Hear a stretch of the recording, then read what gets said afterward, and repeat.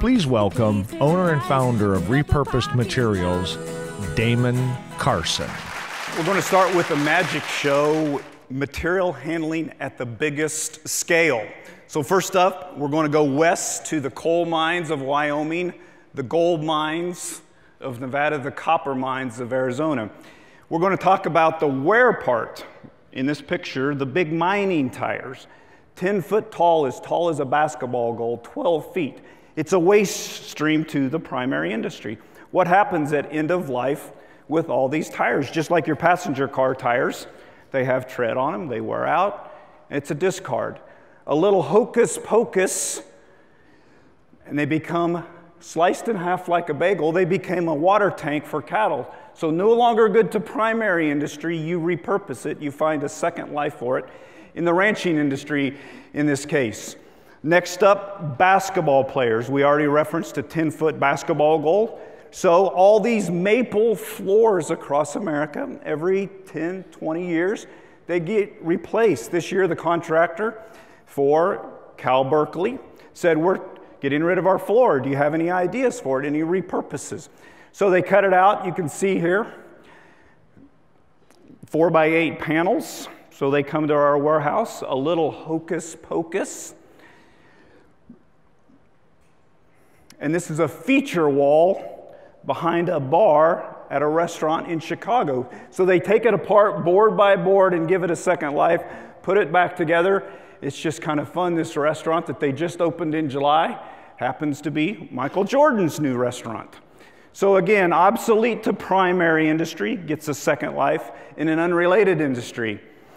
Next up is the street sweeper brushes that we're all familiar with. They get a second life as a back scratcher for livestock. No longer good to street departments, get a second life. What is interesting, and this is kind of one of those corporate things, one of our biggest buyers are zoos. City-owned in most cases. So here is one department has a waste stream that another department needs, but somehow we got a call from the Bronx Zoo. The Bronx Zoo bought a couple of street sweeper brushes for their rhinoceros pen. And at that time, they ordered them. They came out of Denver, and I said, ma'am, that's great. We'll send them. But don't you, as the city of New York, have street sweeper brushes? Yeah, Damon, but you don't understand. In New York City, our streets are dirty. So somehow there's this perception that streets in Denver, Colorado are much cleaner. So it's just interesting how waste streams within your own corporations, one division might be discarding something that may be of value to somebody else. And I really like Ralph because what is this? Let's go back to kindergarten. So here's a supply chain thing. The Quaker Oats oatmeal cylinder. Now, we all think about it as a branding thing, and of course there's printing on it, but really, what is the Quaker Oats? It's to get the oatmeal from the factory to the store, from store to the house. When you were a kid or you had kids, did that ever go right into the recycling or right into the waste container? Probably not. What'd you do with it? You made a vase out of it. You made a drum out of it. You did something fun with it. You repurposed it. The Maytag refrigerator box, again, supply chain meant to protect a high-value appliance from factory to store, from store to home. As a kid, did that ever go right in the trash can? Of course not. You made a fort out of it. You made a rocket ship. You made a playhouse. See, what's very interesting about we Americans is we're kind of born with the resourceful gene, but in a land of abundance, which is America, we just discard instead of reuse and repurpose things. So just to state some definitions, we're all very familiar with the reduce, reuse, recycle triangle. So recycling, we define it as chip, shred, grind, melt. Chip, shred, grind, melt. You usually have to do one of those four things. So scrap metal gets melted down, cardboard gets shredded, chipped up, compost, etc. Nothing wrong with recycling at all. Been around 30, 40 years, and that's frankly what gets all the love in sustainability circles. It's just because it's so common.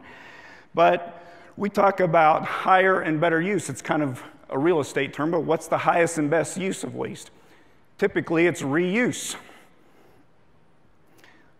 Let's talk about reuse. A boat, a forklift, lots of forklift people in this room, and a refrigerator. There's a used secondary market for all three, but in a second life, what happens?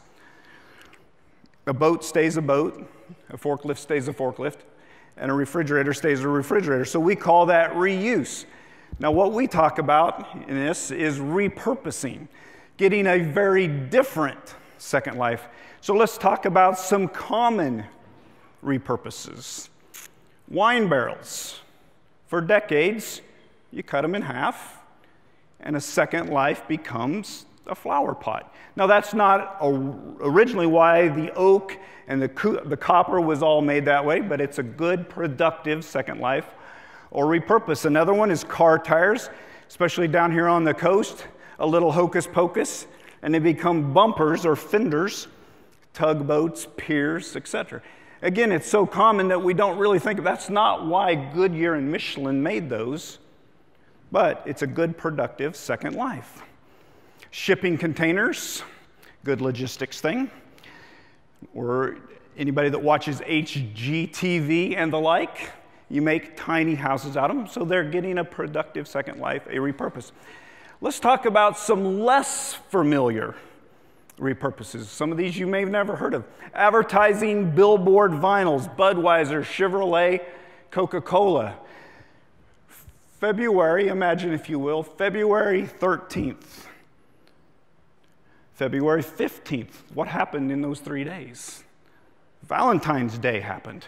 So for 6 weeks, all the billboards in America pleaded with us men to treat our leading lady correctly with flowers, with the restaurant out, with a new diamond. February 15th, it's a discard. All those billboards come down. They're a waste.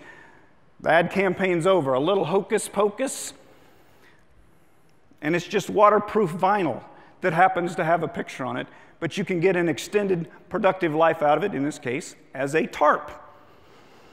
Aluminum bleachers. Somebody already referenced college football yesterday.